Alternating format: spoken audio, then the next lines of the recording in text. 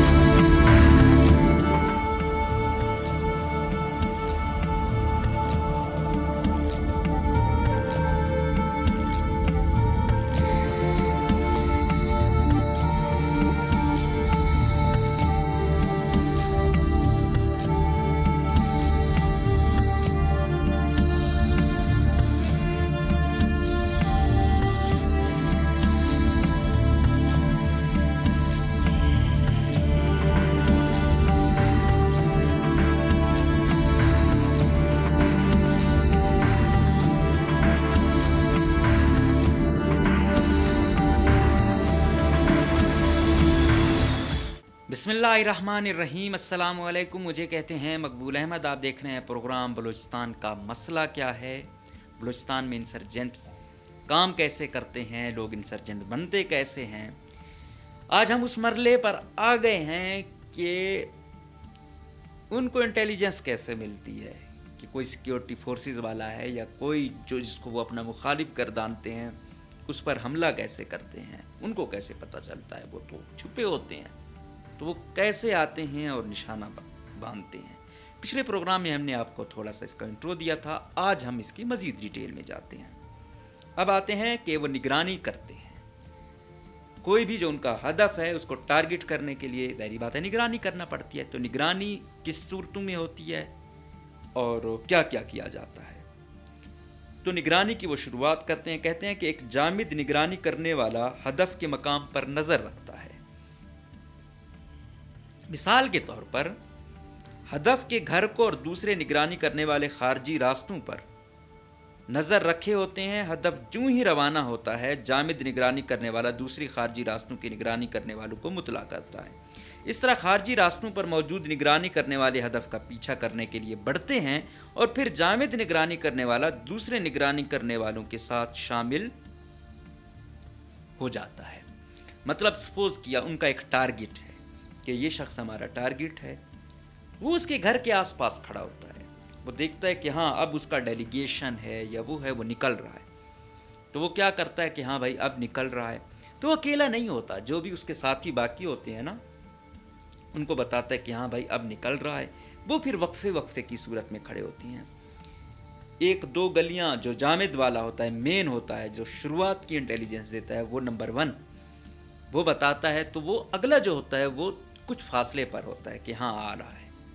تو یوں یہاں سے نگرانی شروع ہو گئی. اب کیا ہے پیدل حرکت کرنے والی نگرانی. اب اس کی قسمیں ہیں. پیدل حرکت کرنے والی نگرانی اگر آپ نے کرنا ہے کسی کو، اب ظاہری بات ہے کوئی بائک دور کھڑی ہوگی اور ادھر کوئی مین شخصیت ہوں گی یا سیکیورٹی فورسز ہوں گی تو وہ تو جائے گی کہ ہاں بھائی ان کے ساتھ جو انٹیلیجنس پہلے ہی پکڑ لے گی، ہاں مشکوک بندہ ہے پکڑ لو اسے، ٹھیک ہے.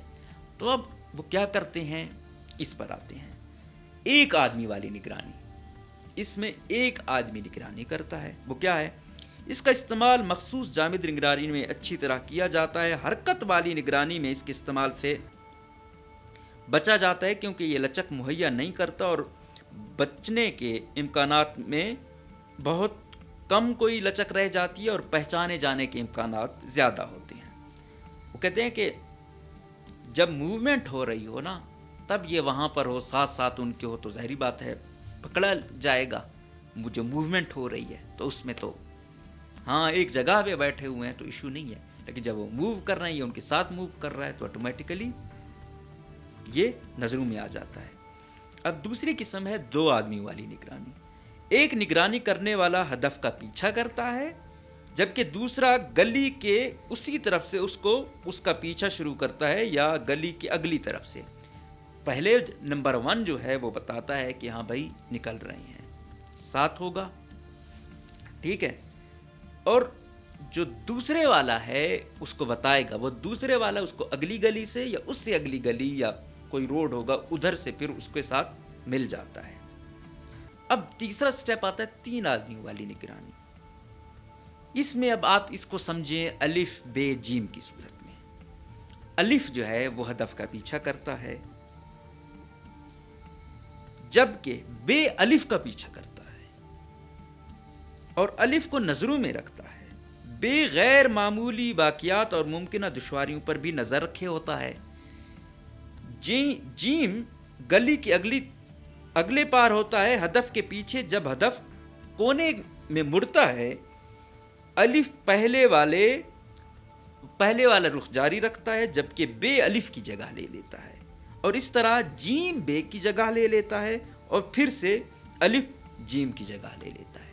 تو ایک دوسرے کو کومک دے رہے ہوتے ہیں کہ یہ اب آ گیا، کیونکہ ایک ہی شخص مسلسل وہ ہوگا تو وہ کیا ہے ایک پر نظر جائے گی، نظروں میں آئے گا.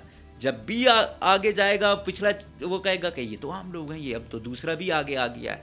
پھر اس کو مزید کور دینے کے لیے جیم آگے آ جائے گا، ٹھیک ہے. تو کہیں گے یہ تو عام وہ ہیں، ٹھیک ہے. کبھی وہ آگے آتا ہے، کبھی دوسرا ہے، کبھی تیسرا ہے. اب وہ ایک پہ تو شک چلا جاتا ہے لیکن جو 2-3 مختلف ہوں تو ذرا ڈاؤٹ میں چلے جاتے ہیں، ہو سکتا ہے یہ عام ہی. ایک دوسرے کی جگہ لینے والی نگرانی. اس کے لیے 2 سے 3 نگرانی کرنے والوں کی ضرورت ہوتی ہے. الف اور بے دونوں اسی طرف ہوتے ہیں جس طرف ہدف ہوتا ہے. الف ہدف کا پیچھا کرتا ہے اور بے الف کا پیچھا کرتا ہے.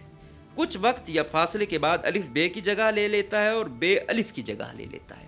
مقصد کیا ہے کہ ایک پر نظر نہیں رکھنے دینی، ایک کو ٹارگٹ نہیں کرنے دینا، ان کو کنفیوز رکھنا ہے تاکہ اس کی طرف وہ نہ جائے. وہ کہتے ہیں کہ یار ایسے آ رہی تھی، بائکیں آ رہی تھی، ہمیں پتہ ہی نہیں تھا، ایک آ گیا ٹیک کر گیا. وہ یہی ہے، نظر رکھتا ہے کہ ایک آ گیا. وہ کہتے ہیں وہ جو پہلے والا تھا وہ تو پیچھے گیا، اب دوسرا آ گیا. وہ جاتے ہیں کہ وہ دوسرا بھی نہیں اب تیسرا آ گیا ہے. تو یہ اسٹریٹجیز، یہ جو عسکریت پسند ہیں یہ ایسے اپنی تبدیل کرتے رہتے ہیں اور یوں شدت پسندی اپنی ان کی جاری رہتی ہے، سیکیورٹی فورسز اور ان کی. اب آتے ہیں مرلہ وارانہ یا پروگریسو نگرانی. یہ ان اہداف کے لیے کارآمد ہے جن کا روزمرہ کا معمول ہے. ہدف کا مخصوص فاصلے تک پیچھا کیا جاتا ہے اور کچھ مخصوص وقت کے لیے نگرانی کو منقطع کیا جاتا ہے. اگلے دن نگرانی کو اسی جگہ سے شروع کیا جاتا ہے جہاں اسے آخری دن چھوڑا گیا تھا. یہ اس وقت تک کرتا ہے جب تک نگرانی مکمل نہ ہو. اب اس میں یہ ہے کہ اگر آپ اس کو ہر مقام تک جاؤ گے تو کہے گا بالکل پیچھا کر رہا ہے.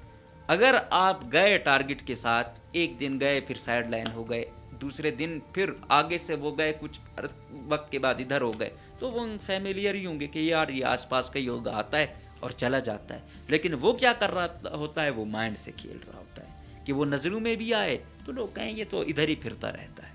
کیوں؟ کیونکہ جب الگ بندہ آتا ہے، اس سوسائٹی کا نظر نہیں آتا، تو اس پر تو نظر جاتی ہے کہ یہ کون ہے. کیونکہ انہوں نے جو ٹارگٹ کرنا ہے وہ تو پہلے سے ہی چوکس تو ہوتے ہیں، چوکس. اب جب ایک بندہ یوز ٹو ان کو کرتا ہے کہ آئے روز ان کو دیکھتا ہے، آگے پیچھے ہوتا ہے، تو اس پر شک نہیں جاتا اور یوں وہ ٹارگٹ تک پہنچتا ہے. اب کیا ہے کہ ڈھال استعمال کرنا یا کور. وہ کہتے ہیں کہ ممبران ہمیشہ کسی ڈھال کو استعمال کرنے کے لیے تیار رہتے ہیں کہ ایسا بالکل بھی دکھائی نہ دے کہ وہ نگرانی کر رہا ہے. مطلب سپوز کیا وہ ہے کانوائی ہے، وہ وہاں پہ ہے، دور بیٹھا ہوا لوگ ہیں. اب حالات بھی سنگین ہوں کہ انسرجنسی چل رہی ہے، تو ان کے ساتھ انٹیلیجنس بھی ہوتی ہے کہ یہ آگے معلومات تو کوئی نہیں دے رہا، وہ سب پہ نظر رکھتے ہیں کہ کون کیا کر رہا ہے، کون کیا کر رہا ہے. اگر کوئی بندہ ان کی طرف دیکھ رہا ہو، پھر ادھر ادھر دیکھ رہا ہو، تو اس پر تو ڈاؤٹ چلا جاتا ہے. اب اس کے لیے یہ کیا اسٹریٹجی استعمال کرتے ہیں؟ ان کی اسٹریٹجی یہ ہے کہ یہ نگرانی بھی کر رہے ہیں لیکن ساتھ اپنا موبائل فون یا سیل فون استعمال کر رہے ہیں کہ بھائی ہم تو آپ کی نگرانی نہیں کر رہے ہیں، ہم تو ادھر مصروف ہیں اپنے موبائل میں. پھر بس سٹاپوں کا استعمال کرنا، جہاں زیادہ بھیڑ ہوگی، زیادہ لوگ ہوں گے، وہاں پہ یہ کھڑا ہوگا تو شک نہیں جائے گا اس پر، تو وہاں پہ یہ وہ کرتے ہیں. اشتہاری تختوں پر دیکھنا، پھر یہ کہیں کھڑا ہے، وہاں پہ لوگ اتنے نہیں ہیں، اب اگر یہ ان کی طرف ہی دیکھتا رہے گا تو اس پہ شک جائے گا. یہ کیا کرتا ہے؟ کوئی چیز لکھی ہوئی ہے، کوئی اشتہار ہے، کوئی وہ ہے، اس طرف دیکھ رہا ہوگا تو ان کو لگے گا کہ اس کی طرف اٹریکٹ ہے، یہ اس کو دیکھ رہا ہے، ہماری طرف اس کی دلچسپی نہیں ہے. دکانوں کے گزرگاہوں کو استعمال کرنا کہ بھائی دکان ہے، دکان سے ادھر جاتے ہیں ادھر جاتے ہیں، تو یہ ان کی نگرانی کرتا ہے، اس گلی سے نکل رہا ہے، اس گلی سے نکل رہا ہے، تو یوں یہ اپنی نگرانی جاری رکھا ہوا ہے. پھر سگریٹ پیتا ہے کہ ان کی اس طرف، کیونکہ کچھ وہ کر رہا ہوگا تو خود بچا رہے گا. اگر پورا فوکس ہی اس سائڈ پر ہوگا تو پہچانے جانے کے، پکڑے جانے کے امکانات زیادہ ہوتے ہیں. تو آج ہم نے یہ بات کی کہ نگرانی آدمیوں کے تھرو کیسے ہوتی ہے. اگلے مرحلے میں ہم بات کریں گے کہ گاڑیوں کے ذریعے، کیونکہ آدمی یا بائک یا ان کی تو ایک وقت تک ہو گئی، اب آپ نے لمبا سفر کرنا ہے تو پھر تو آپ کو گاڑی چاہیے. بڑا ٹارگٹ اچیو کرنا ہے تو اس کے لیے آپ نے ہیوی مشینری یوز کرنی ہے، تو اس کے لیے یہ کیا کرتے ہیں، کیا اسٹریٹجی ہوتی ہے، اس پر بات کریں گے. بہرحال میں نے کہا نہیں کہ انٹیلیجنس سب سے اہم ہوتی ہے. اگر آپ کو انٹیلیجنس مل جائے تو آپ 90% کامیاب ہو چکے ہوتے ہو. کہتے نہیں کہ انٹیلیجنس حکومتیں، ہمارے ملک میں تو اور زیادہ اس چیز کو وہ ہو کہ حکومتیں تو چلاتی ہی انٹیلیجنس ہے. میں نے آپ کو بتایا تھا کہ غالباً ارسطوٹل کے بارے میں وہ کیا جاتا ہے کہ اس نے وہ کیا تھا کہ بادشاہ کو بولا تھا کہ اگر آپ نے حکومت کرنی ہے نا تو آپ سوسائٹی میں اپنے جاسوس چھوڑو. تو اس نے کہا اس کا کیا؟ اس نے کہا کہ کامیاب حکومت کے لیے آپ کو پتہ ہوگا کہ لوگ آپ کے بارے میں کیا سوچتے ہیں، کون خلاف ہے، کون حق میں ہے. تو یہ انٹیلیجنس کا بڑا بیسک رول ہوتا ہے حکومتیں چلانے میں. تو انٹیلیجنس والے بھی اپنا اس پر ایک وہ کریں تو بہت وہ ہے، لیکن یہاں پہ انفارچونیٹلی یہ ڈکٹیٹرشپ یا دوسرے فارمولے جو یوز ہوئے ہیں، اس کی وجہ سے کام خراب بھی ہوا ہے بہت زیادہ. لیکن انٹیلیجنس کسی بھی محاذ پہ اگر آپ کے پاس انٹیلیجنس ہے تو آپ کم سے کم نقصانات کو کم سے کم کر سکتے ہیں، اپنا ٹارگٹ اچیو کر سکتے ہیں. مطلب انٹیلیجنس کلیدی کردار ادا کرتی ہے. تو اسی چیز کو دیکھتے ہوئے عسکریت پسند، ابھی آپ کو میں نے بتایا کہ وہ بھی اپنے اب اسپیشل ونگ بنا رہے ہیں، جس طرح BLA نے ذرا بنایا ہوا ہے. اب ان کے لوگ مختلف اس میں صورتوں میں پتہ ہی نہیں چلتا کہ یار یہ ٹیچر ہے، یہ ڈاکٹر ہے، یہ صحافی ہے، یہ کیا ہے، ہر اس میں لوگ آ چکے ہیں. تو یہ ہے، میں پھر کہتا ہوں کہ ہماری انفارچونیٹلی سوسائٹی ایسی ہے کہ ناجائز لوگوں کو اتنا پکڑا گیا. پچھلے دنوں میں دیکھ رہا تھا کہ ڈاکٹر صاحب تھے، ان کو اٹھایا گیا، شکر ہے کہ وہ رات آ گئے. میں یہ کہتا ہوں کہ یار آپ کسی کو اس وقت پکڑیں جب آپ کے پاس پورے ثبوت ہو. جب ثبوت نہیں ہوتے اور ڈائریکٹ عقوبت خانوں میں لے کے جایا جاتا ہے، یہ بہت تکلیف دہ عمل ہوتا ہے۔ آپ ڈاکٹر کی بہت گریس ہے، پروفیسر کی بہت گریس ہے، ٹھیک ہے، تو ہر بندے کو اس پھر اگر سپوز کیا آپ کے پاس ثبوت تھے کہ یہ ملے ہوئے تھے، پھر کیوں چھوڑا؟ اس کا مطلب ہے کہ وہ معصوم تھا تو چھوڑ دیا گیا نا۔ تو تکلیف یہی ہوتی ہے کہ یار ایسے مشکوک نہ وہ کریں، کیونکہ اس سے بہت زیادہ عدم استحکام آتا ہے، عدم اعتماد سسٹم پہ ہوتا ہے کہ یار یہاں کوئی اٹھایا جاتا ہے، کوئی پتہ نہیں چلتا اس کا، پھر بعد میں وہ رہا ہو جاتا ہے۔ تو خیر یہ اداروں کو سوچنا ہوگا، یہ جو کرب پیدا کرتا ہے، جو تکلیف پیدا کرتا ہے، وہ بہت سخت تکلیف ہوتی ہے۔ دوسری جانب پھر میں نے آپ کو بتایا کہ انٹیلیجنس والے کیسے اپنا وہ کرتے ہیں کہ ان کو بھی پتہ ہے انٹیلیجنس ہوگی تو ٹارگٹ اچیو کریں گے، ادروائز نہیں ہے۔ تو یہ جنگ اب دنیا کی ہتھیاروں سے زیادہ، مار دھاڑ کے سے زیادہ انٹیلیجنس کی ہے۔ اب یہ اسرائیل یا امریکہ یہ ایسے تو نہیں آگے وہ ہوئے، انٹیلیجنس ان کی سٹرونگ ہے، تو یہ وجہ ہے۔ کامیابی کی بڑی وجہ انٹیلیجنس ہے۔ تو انٹیلیجنس اگر آپ اس کو عام زندگی پر بھی اپلائی کریں، تو اگر آپ کے پاس انٹیلیجنس ہوگی، اپنے ایریا کی معلومات ہوگی، تو آپ اتنا زیادہ اچھا فیصلہ لے پائیں گے۔ انٹیلیجنس نہیں ہوگی اپنے کیونکہ انسان جتنا بھی قابل ہو، جتنا بھی وہ ہو، اسے معلومات نہیں ہوگی، وہ اچھا فیصلہ نہیں لے سکتا۔ تو بہرحال انٹیلیجنس لیں، اچھی لیں، اور انٹیلیجنس ادارے اچھے ہیں بشرط یہ کہ وہ انسانوں کے مفاد میں کام کریں۔ یہ ہم دونوں فریقوں کو کہہ رہے ہیں۔ ہم تو کمزور سے، معمولی سے، ادنا سے صحافت کے طالب علم ہیں، لیکن ہم یہ خون خرابے، ان دشمنیاں یا ان چیزوں سے بہت زیادہ نفرت ہے ہمیں، لیکن کیونکہ ہم نے سسٹم کو، اس سسٹم میں ہم رہ رہے ہیں، ایک عام آدمی کو اس کی سمجھ بوجھ ہو، تو اس حوالے سے ہم یہ جاری رکھے ہوئے ہیں۔ جو کچھ ہم پڑھتے ہیں، لوگوں سے سنتے ہیں، اور اکا دکا کسی سے انٹرویو کرتے ہیں، تو وہ تمام چیزیں آپ لوگوں تک پہنچانے کی ہم کوشش کرتے ہیں۔